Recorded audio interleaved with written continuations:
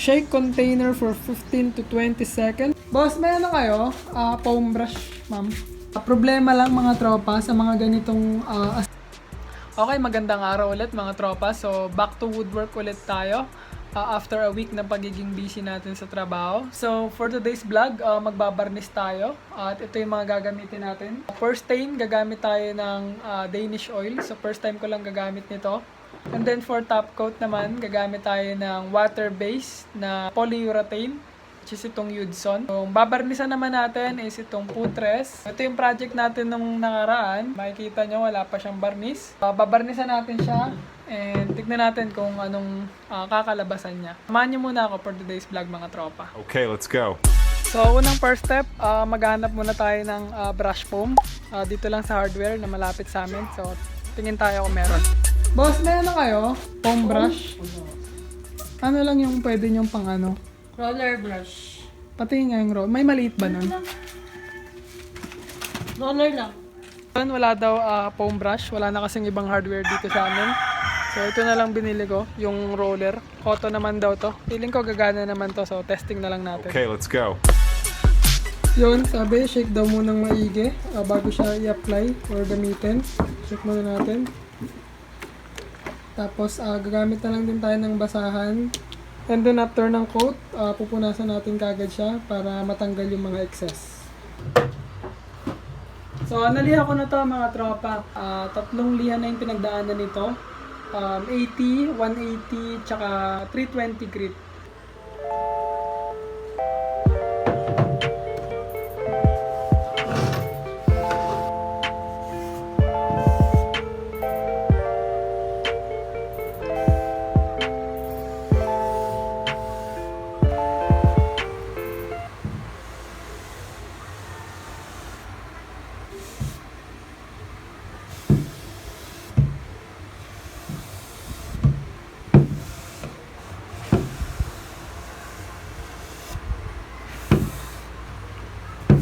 Ayos naman siya mga tropa. Ayan, makikita nyo naman kahit pa paano.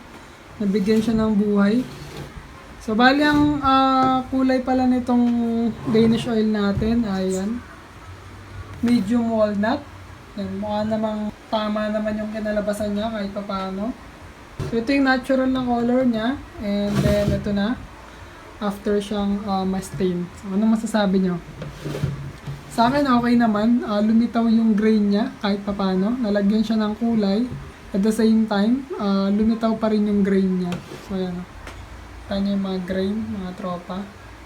So okay naman, nabigyan naman siya ng buhay kahit papano.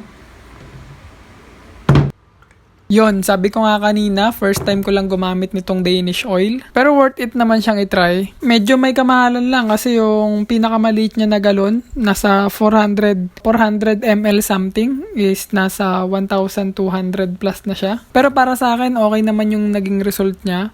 Kasi dati, nag-stay na rin ako ng ganitong kahoy, pine wood, paluchina. Bali mga gantong types kasi ng kahoy is soft wood siya. Malakas siyang sumipsip ng mga stain. So dati ang ginagamit ko is yung oil wood stain. Boysen yun, yung ginagamit ko na yun. Maraming proseso. So una, kailangan mo munang i-coat ng sanding sealer yung kahoy natin para once na in-applyan mo na siya ng stain, hindi mag-penetrate ng malakas yung stain kasi pine wood is soft wood. So malakas siyang sumipsip ng mga gantong stain. So kaya nilalapatan muna siya ng sanding sealer. So sealer means sinisealed niya yung mga pores ng kahoy. So yun yung pinaka first step sa pagbabarnish. Dun sa yung isang method, yung dati nating ginawa. So, itong Danish oil, direct na. Kahit wala ng sanding sealer, pwede mo na siyang i-apply ng rekta sa kahoy. As per instruction na din. So, mas convenient, mas mabilis yung proseso. Then, kung i-recoat mo siya, kung hindi ka pa satisfied sa kulay, gusto mo ng mas dark. So, antay ka lang ng 15 to 20 minutes para mag-dry siya. And then, pwede mo siyang applyan ng second coating. Ang problema naman kasi dun sa oil wood stain, kung hindi ka veterano, or kung hindi ka ganun kagaling, bihasa sa timpla, magpe-penetrate siya ng gusto sa kahoy, which is magiging pangit yung resulta. Sobrang magiging dark yung kahoy. Matatabunan yung pinaka-grain ng kahoy. Basta pangit yung kakalabasan niya. So yun mga tropa, okay na. Sa tingin ko okay na yung stain niya. Hindi na ako magdo-double coat dito. So hindi ko na siya papatungan ng isa pang coat. Okay na sa akin yung pagka-dark niya, yung pagka-walnut niya. So ito top coat na lang natin siya para magkaroon pa siya ng extra layer of protection. And then para maging glossy pa siya. Okay? Yon, sabi pala dito sa instruction, kung a-applyan siya ng top coat, like polyurethane, kailangan pa natin siyang i-dry or patuyuin ng hanggang 72 hours, which is, I think, magtatagal ng 3 days, bago siya patungan or applyan ng polyurethane.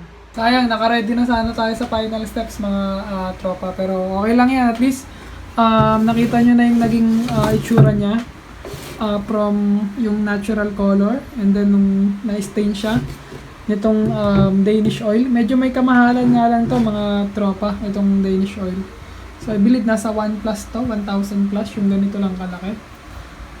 Pero okay naman. So hindi siya mahirap gamitin, hindi kamukha ng oil wood stain na dati ko nang ginagamit. Medyo mahirap siyang tansyahin at saka kailangan pa siyang timplahan ng lacquer flow at saka basta may kung ano-ano pang hinahalo doon, nakalimutan ko lang. So ito okay naman, hindi siya masyadong malalim mag-penetrate, kaya konti lang yung mga dark spots niya. At the same time, medyo makintab na siya. So parang meron ng compound or components to na nakahalo para maging semi-glossy na yung kahoy. So pero kailangan pa rin nating i-top coat yan. So kailangan nating mag-antay ng 3 days bago siya ma-top coat para maganda yung kalabasan niya mga tropa. So ito na siya. Ito na siya mga tropa sa maliwanag na maliwanag.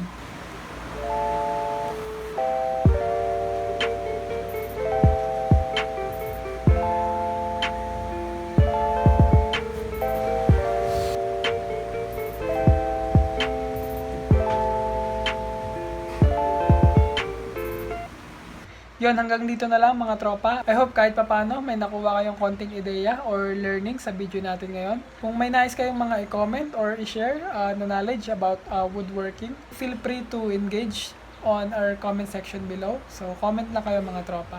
Kita-kits tayo sa next video. Bye muna mga tropa. Okay, let's go.